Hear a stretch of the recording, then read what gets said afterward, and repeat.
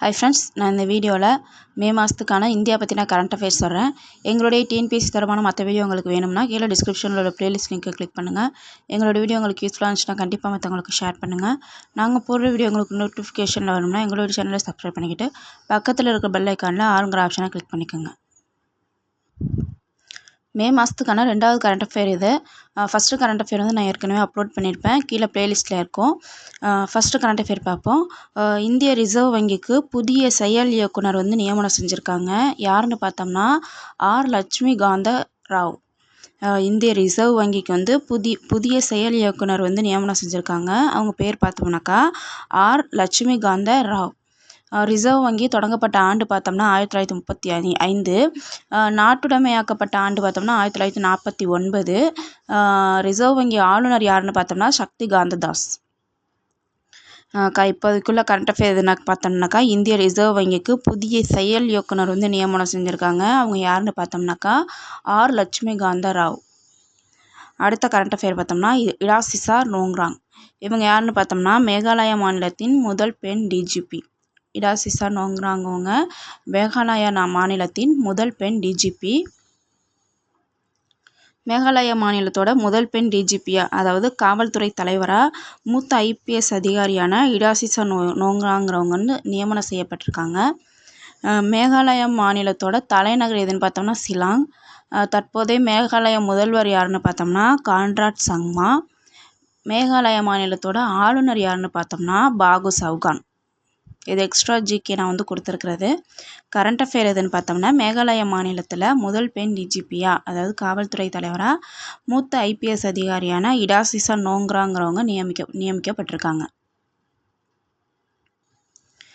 அடுத்த current affair பார்த்தோம்னா யுனெஸ்கோவின் 2024 ஆண்டுக்கான உலக பிராந்திய நினைவு பட்டியலில் ராமசரித மானஸ் கதைகளோட கையெழுத்து பிரதியும் பஞ்சதந்திர கதைகளோட கையெழுத்து பிரதியும் உட்பட ஆசிய பசிபிக் பிராந்தியத்திலேருந்து 20 பொருட்கள் பட்டியலிடப்பட்டிருக்கா சொல்லியிருக்காங்க.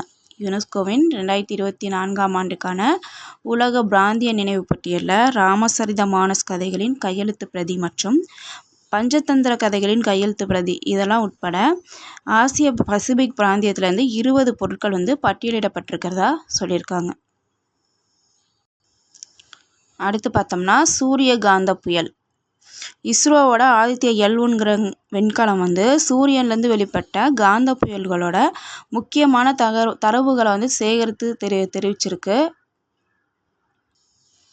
சூரியனில் பார்த்தோம்னா AR3664ங்கிற குறிப்பிட்ட பகுதியிலிருந்து வெளிப்பட்ட சூரிய காந்த புயல் வந்து பூமியில் வந்து மிகப்பெரிய அளவில் தாக்கத்தை ஏற்படுத்துனுச்சு. இது குறித்தான எச்சரிக்கையை வந்து நாசா மற்றும் சர்வதேச விண்வெளி ஆய்வாளர்கள் வந்து எச்சரித்து இருந்ததாக சொல்லியிருக்காங்க. சூரிய காந்த புயல் பற்றின தரவுகளை சேகரித்த விண்கலம் எதுன்னு பார்த்தோம்னாக்கா இஸ்ரோவோட ஆதித்யா L1ங்கிற விண்கலம். இந்த சூரிய காந்த புயல் வந்து சூரியனில் எந்த இடத்துலேருந்து வெளிப்பட்டுச்சு அப்படின்னு பார்த்தோம்னாக்கா சூரியனின் AR3664ங்கிற குறிப்பிட்ட பகுதியிலேருந்து தான் வந்து இந்த சூரிய காந்த புயல் பூமியில் வந்து மிகப்பெரிய அளவில் தாக்கத்தை ஏற்படுத்துனுச்சு. அடுத்த கரண்ட் அஃபேர் பார்த்தோம்னா இந்திய ரிசர்வ் வங்கி வந்து வங்கி இல்லாத நிதி நிறுவனங்களுக்கு வந்து புதிய உத்தரவு வெளியிட்டிருக்கு. என்னன்னு பார்த்தோம்னா வருமான வரி சட்டம் 1961 பிரிவு 269 SS விதியின்படி ஒரு நபர் வந்து 20,000க்கு மேல் கடனை வந்து பணமாக பெற முடியாது. அதனால் வாடிக்கையாளர்களுக்கு வந்து ரூ. 20,000க்கு மேல் கடன் தொகையை ரொக்கமாக வழங்கக்கூடாது அப்படின்ட்டு சொல்லியிருக்கு ரிசர்வ் வங்கி. ரிசர்வ் வங்கி வந்து வங்கி இல்லாத நிதி நிறுவனங்களுக்கு புதிய உத்தரவு என்ன கொடுத்துருக்குனாக்கா ரூ. 20,000க்கு மேலே கடன் தொகையை வந்து ரொக்கமாக கொடுக்கக்கூடாது அப்படின்னு சொல்லியிருக்கு. ரிசர்வ் வங்கி ஆரம்பிக்கப்பட்ட ஆண்டு நான் ஏற்கனவே சொன்னது தான். ஆரம்பிக்கப்பட்ட ஆண்டு வந்து 1935. நாட்டுடைமையாக்கப்பட்ட ஆண்டு பார்த்தோம்னா 1949. ரிசர்வ் வங்கி ஆளுநர், தற்போதைய ரிசர்வ் வங்கி ஆளுநர் யாருன்னு பார்த்தோம்னாக்கா சக்தி காந்த தாஸ். அடுத்த கரண்ட் அஃபேர் பார்த்தோம்னாக்கா விசா இல்லா பயணத்திற்கான ஒப்பந்தம் எந்த இரு நாடுகளுக்கே நடந்திருக்குன்னு பார்த்தோம்னா இந்தியா ரஷ்யா. விசா இல்லா பயணத்திற்கான ஒப்பந்தம் இந்தியா ரஷ்யா. இந்தியா ரஷ்யா இடையே பயணத்தை எளிதாக்க இரு நாடுகளிடையே விசா இல்லாமல் பயணம் மேற்கொள்வது குறித்த ஆலோசனை கூட்டம் வந்து ஜூன் மாதம் நடக்க இருக்கு. இதற்கான ஒப்பந்தம் வந்து இந்த ஆண்டு இறுதிக்குள்ளே முடிவு செய்யப்படும் அப்படின்னு சொல்லியிருக்காங்க. விசா இல்லா பயணத்திற்கான ஒப்பந்தம் எந்த இரு நாடுகளுக்கு இடையே பார்த்தோம்னா இந்தியா ரஷ்யா. இது எப்படி ஞாபகம் வச்சுக்கலாம்னாக்கா அங்கே வந்து ரொம்ப ரஷ்ஷாக இருக்கிறதுனால, அதாவது கூட்டம் ரஷ்ஷாக இருக்கிறதுனால விசா இல்லாமலே பயணிக்கலாம் அப்படின்ட்டு ரஷ்யாவில் சொல்லியிருக்காங்க அப்படின்னு ஞாபகம் வச்சுக்கலாம். விசா இல்லா பயணத்திற்கான ஒப்பந்தம் இந்தியா மற்றும் ரஷ்யா. அடுத்த கரண்ட் அஃபேர் பார்த்தோம்னா இந்திய மசாலாக்களுக்கு வந்து தடை விதிச்சிருக்காங்க. எங்கன்னு பார்த்தோம்னா நேபாளத்தில். எதனாலன்னு பார்த்தோம்னா நச்சுத்தன்மை வந்து இருக்கிறதா அந்த மசாலாவில் கண்டுபிடிக்கப்பட்டு நேபாளத்தில் வந்து இறக்குமதி செய்யவோ விற்கிறதுக்கோ அங்கே வந்து தடை விதிக்கப்பட்டிருக்கு. இதுக்கு முன்னாடியே பார்த்தோம்னா ஹாங்காங் மற்றும் சிங்கப்பூரில் தடை விதித்தாங்க. எந்தெந்த பொருட்களுக்குன்னு பார்த்தோம்னாக்கா எவரெஸ்ட், MDH இந்த 2 பொருளுக்கும் சிங்கப்பூர், ஹாங்காங் இந்த 2 நாட்டிலையும் தடை விதிச்சிருந்தாங்க. நேபாளத்தில் பார்த்தோம்னா மொத்தம் 4 பொருளுக்கு தடை விதிச்சிருக்காங்க. அந்த MDHங்கிற நிறுவனத்தில் வந்து 3 பொருளுக்கும், எவரெஸ்ட் நிறுவனத்தில் வந்து 1 பொருளுக்கும் மொத்தம் 4 பொருளுக்கு நேபாளத்தில் தடை விதிச்சிருக்காங்க.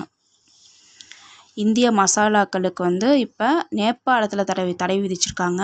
இதுக்கு முன்னாடி ஏற்கனவே வந்து சிங்கப்பூர், ஹாங்காங் இங்கே வந்து தடை விதிச்சிருந்தாங்க. இதை நம்ம எப்படி ஞாபகம் வச்சுக்கலாம்னாக்கா நேசிகா. இந்திய மசாலாக்களுக்கு வந்து தடை விதிக்கப்பட்ட நாடுகள் எதுன்னு பார்த்தோம்னா நேசிகா அப்படின்னு ஞாபகம் வச்சுக்கிட்டோம்னாக்கா நேங்கிறது நேபாளம். இதுக்கு முன்னாடி பார்த்தோம்னா சிங்கப்பூர் மற்றும் ஹாங்காங். அடுத்த கரண்ட் அஃபேர் பார்த்தோம்னா சபஹார் துறைமுக ஒப்பந்தம். இந்த ஒப்பந்தம் வந்து எந்த இரு நாடுகளுக்கிடையே கையொப்பமாயிருக்குன்னு பார்த்தோம்னா இந்தியா மற்றும் ஈரான். இந்த ஒப்பந்தத்தின்படி இந்தியா வந்து ஈரான் நாட்டில் இருக்கிற சபஹார் துறைமுகத்தில் 10 ஆண்டுகளுக்கு அந்த துறைமுகத்தின் செயல்பாட்டு பணிகளை மேற்கொள்வதற்கான ஒப்பந்தம் தான் வந்து இந்த சபஹார் துறைமுகம். இதை எப்படி நம்ம ஞாபகம் வச்சுக்கலாம்னாக்கா சபஹார் துறைமுகம் ஒப்பந்தம் எந்த இரு நாடுகளுக்கு இடையேன்னு பார்த்தோம்னாக்கா இந்தியா மற்றும் ஈரான். அதை நான் இங்கிலீஷில் கொடுத்துருக்கேன் பாருங்கள். ரெண்டுமே வந்து ஐன்னு வரும். தமிழில் எடுத்துக்கிட்டோம்னா இன்னு வரும். சபஹார் துறைமுக ஒப்பந்தம் எந்த இரு நாடுகளுக்கு இடையேன்னு பார்த்தோம்னா இந்தியா மற்றும் ஈரான். இந்த ஒப்பந்தத்தின்படி ஈரான் நாட்டில் வந்து நம்ம இந்தியா வந்து சபஹார் துறைமுகத்தின் செயல்பாட்டு பணிகளை 10 ஆண்டுகள் மேற்கொள்ளும். இதுதான் வந்து சபஹார் துறைமுக ஒப்பந்தம். அடுத்த கரண்ட் அஃபேர் பார்த்தோம்னாக்கா இந்தியாவின் முதல் GST மேல்முறையீட்டு தீர்ப்பாயத்தின் தலைவராக ஓய்வு பெற்ற நீதிபதி சஞ்சய் குமார் மிஸ்ரா இவங்க வந்து நியமனம் செய்யப்பட்டிருக்காங்க. இந்தியாவின் முதல் GST மேல்முறையீட்டு தீர்ப்பாயத்தின் தலைவராக ஓய்வு பெற்ற நீதிபதி சஞ்சய் குமார் மிஸ்ரா நியமனம் செய்யப்பட்டிருக்காங்க. தேங்க்யூ.